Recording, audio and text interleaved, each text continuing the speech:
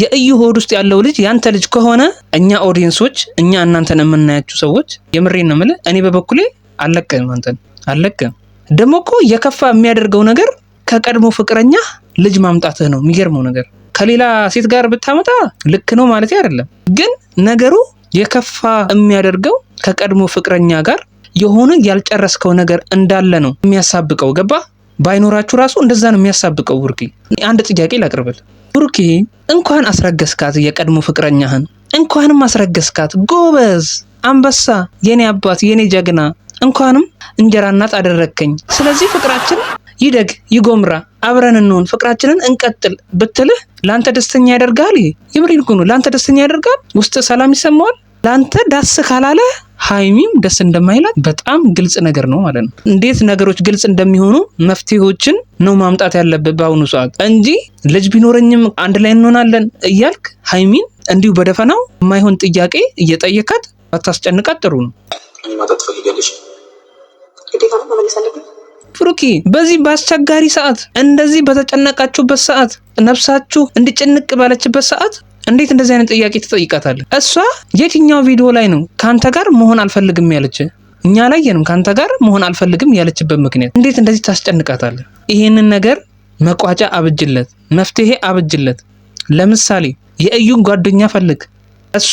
አንተ እዩ ጋር የመጣህ ጊዜ እኔ አይቼዋለሁ ብላለች አይደለ ስለዚህ እሷን ፈልግና ነገሮችን በደንብ አጣራ ነገሮችን ግልጽ ለማድረግ ሞክር እዛው ታጅራን ያላችሁት ሁላችሁ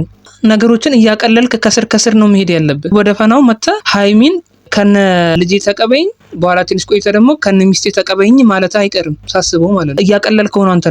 ነገሮችን ከስር እየፈታህ ብትሄድ የተሻለ ነው የሚሆነው ብሩክ ሲጀመር ከልጅቷ ጋር ራሱ ለምን በስልክ የዛን ቀን ማውራት እንደፈለክ ራሱ እኮ ግልጽ አላደረክልን እሱን ግልጽ ሳታደርግ ጭራሽ ልጅ እንኳን የኔም ቢሆን ከኔ ጋር ትቀጥያለሽ ማለት ሃይሚ እንዴት ትቀበለዋለች ስታስበው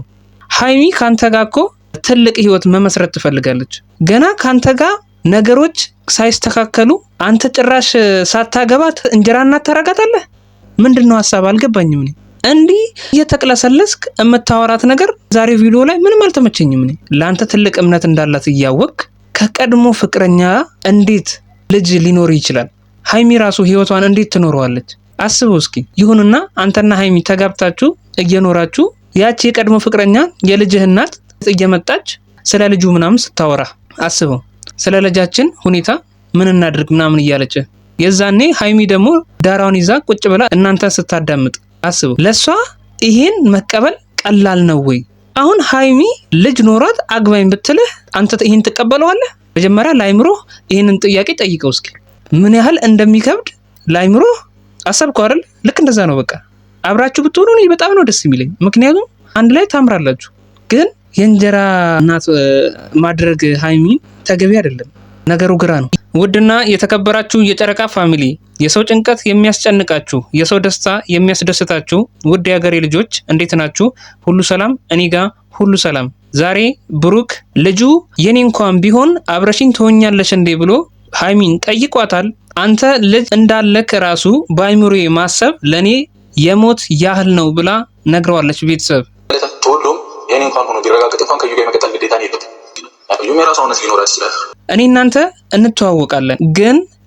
እውነቱን ማውራት ስላለብኝ ሐሳቤን እሰጣለሁ ምን መሰለህ አንተ ከሃይሚ በተጣላህ ቁጥር እየሄድክ ሌሎች ሴቶችን የምታስረግዝ ከሆነ ለሷ ምን አይነት ህይወት ልሰጣት ፈልገህ ነው ያልገባኝ ነገር ይሄ ነው እዚህ ጋር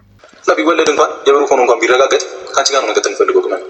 የኔ እንደማይሆን አውቃለሁ ያንተ እንደማይሆን ታውቃለህ አይደል ታዲያ ይሄንን ጥያቄ ለምን ትጠይቃታለህ እርግጠኛ ከሆንክ እኛም ደስ ይለናል አንተና ሃይሚ አንድ ላይ ስትሆኑ ነው እኛም ደስ የሚለን ማለት ነው ግን አሁን አንተ አነጋገርህ ያንተ ያነጋገር ዳርታ